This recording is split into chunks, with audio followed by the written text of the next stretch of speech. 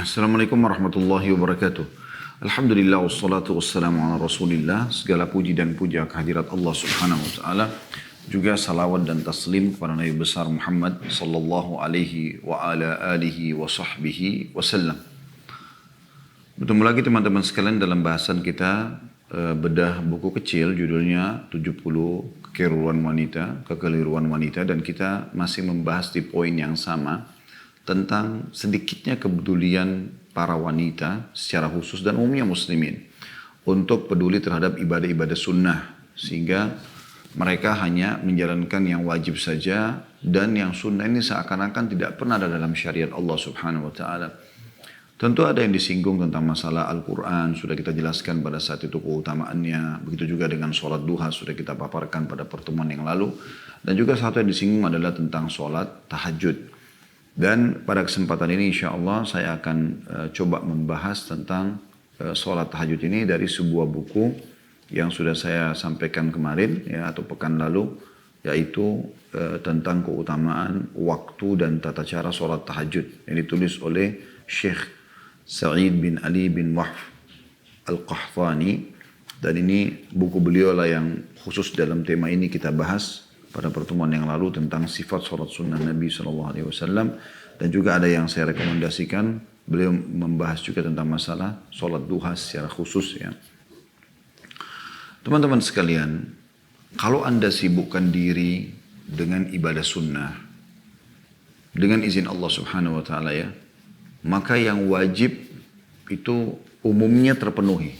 Ya, saya bicara umumnya, bukan berarti sebuah kelaziman ya, tapi umumnya.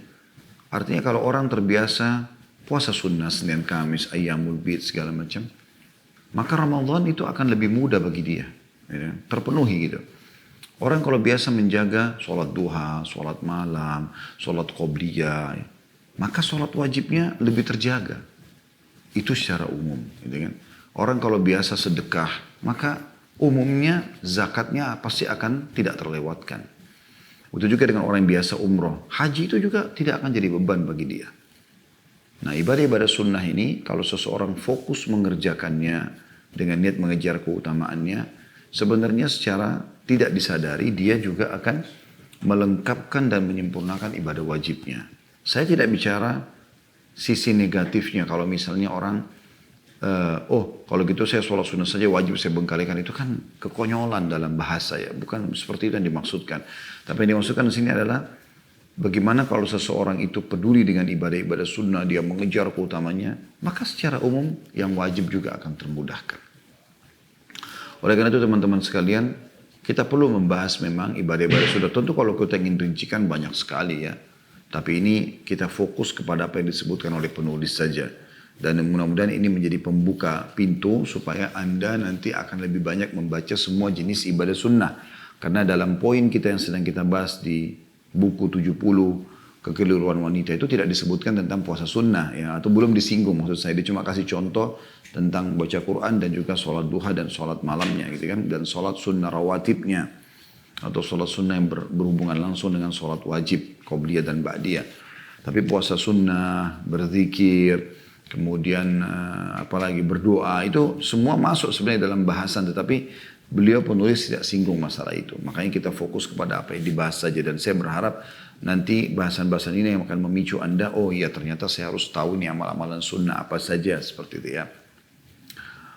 Sebelum kita masuk bahasan tentang masalah tahajud ini teman-teman sekalian panjang lebar, semoga Allah SWT ikhlaskan niat kita. Saya mengajak kembali teman-teman di YouTube untuk subscribe, jangan lupa like, dan juga jangan lupa loncengnya, supaya Anda selalu tahu mendapatkan informasi terbaru dari kami, dan juga teman-teman di Instagram dan Facebook untuk selalu memfollow dan mengajak teman-temannya memfollow, karena semua ini akan menjadi tambahan pahala buat kita kalau kita ikhlaskan niat, dan semua ada di ujung jempol Anda saja dengan Anda memberikan dukungan kepada acara-acara yang berbau kebaikan, apalagi dakwah di jalan Allah subhanahu wa ta'ala. Kita akan masuk teman-teman sekalian di bahasan pertama. Masalah tahajud ini adalah pengertian tahajud itu sendiri. Syekh Sa'id mengangkat di halaman 5 dari buku beliau setelah penjelasan pembukaannya, saya lewatin.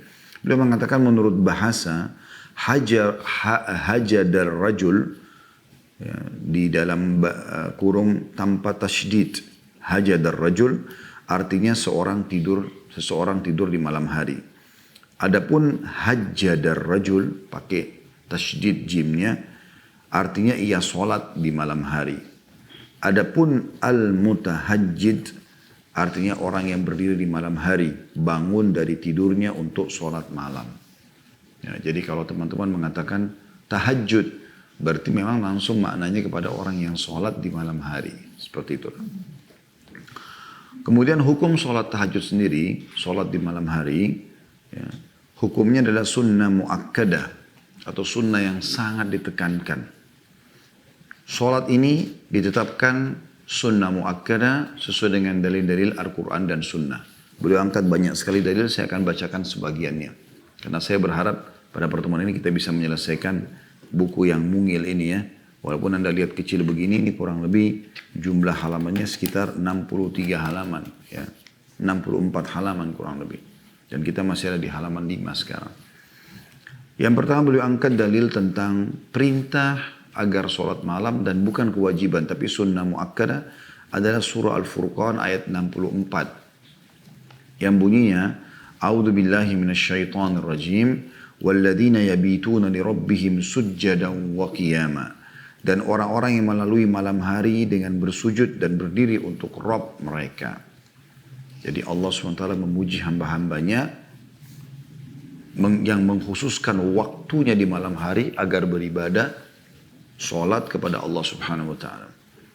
Juga dalam firman Allah Subhanahu Wa Taala dalam surah Az-Zariyat ayat 17 sampai 18, A'udzu billahi minasyaitonir rajim, kanu qalilan minal laili ma yahja'un wabil asharihum yastaghfirun. Mereka sedikit sekali tidur di waktu malam dan di akhir-akhir malam mereka memohon ampun kepada Allah. Yang mendekati waktu subuh mereka isi dengan istighfar. Jadi ada pujian Allah SWT terhadap hamba-hambanya yang justru meninggalkan tempat tidur mereka. Ya, di malam hari mereka tidur tapi tidak banyak karena Allah menggambarkan mereka sedikit tidur di malam hari. Begitu juga Allah lebih tekankan lagi dalam surah As-Sajdah ayat 16 sampai ayat 17 yang bunyinya a'udzubillahi minasyaitonir rajim, tatajafa junubuhum 'anil madaji'i yad'una rabbahum khaufan wa tama'an wa mimma razaqnahum yunfikun fala ta'lamu nafsum ma ukhfiya lahum min qurrati a'yunin jazaa'an bima kanu ya'malun. Lambung mereka jauh dari tempat tidur mereka, maksudnya mereka tidak tidur. Atau mereka lagi tidur, mereka bangun untuk mengerjakan sholat. Sedang mereka berdoa kepada Rabb mereka dengan rasa takut dan harap. Takut kena siksa Allah, berharap masuk ke dalam surga, dapat rahmat Allah. Dan mereka menafkahkan sebagian dari rezeki yang kami berikan kepada mereka. Seorang pun tidak mengetahui apa yang disembunyikan untuk mereka, yaitu bermacam-macam nikmat yang menyedapkan pandangan mata sebagai balasan bagi mereka atas apa yang mereka kerjakan. Maksudnya nanti di surga Allah akan siapkan sesuatu yang mengejutkan mereka, yang membuat mereka gembira. Terkejut sini bukan berterkejut yang negatif tapi positif ya. Jadi mereka tuh merasa nanti, ternyata salat malam itu dapat ini ya. Ada kejutan-kejutan akan diberikan untuk mereka nanti. Jadi Allah Subhanahu Wa Taala menyebutkan banyak sekali dalil ya, dalam Al-Quran tentang masalah sholat malam ini. Kita cukupkan insya Allah dengan dari Al-Quran ya, itu bagaimana Allah Subhanahu Wa Taala memerintahkan Nabi Muhammad SAW agar sholat malam.